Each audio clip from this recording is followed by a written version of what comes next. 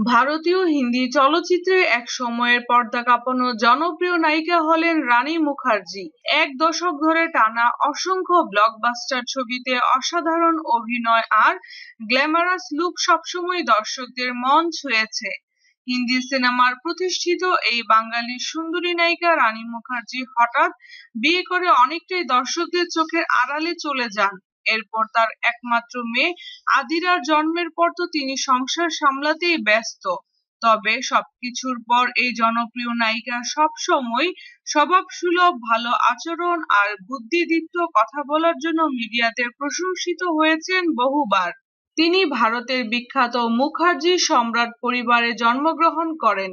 হিন্দু ধর্মাবলম্বী হলেও সবসময় রানী মুখার্জি অন্য ধর্মের প্রতি আন্তরিকতা প্রকাশ করেন। ঠিক তেমনই একটি টুইট বার্তা নিয়ে পুরো বিশ্বে মুসলমানদের কাছ থেকে অসংখ্য ধন্যবাদ পাচ্ছেন এই নায়িকা। হযরত মুহাম্মদ সাল্লাল্লাহু আলাইহি সাল্লামকে দুনিয়ার সর্বকালের সেরা মানব বলে টুইট করে ভীষণ আলোচিত হচ্ছেন বলিউডের লাস্যময়ী নায়িকা রানী মুখার্জি।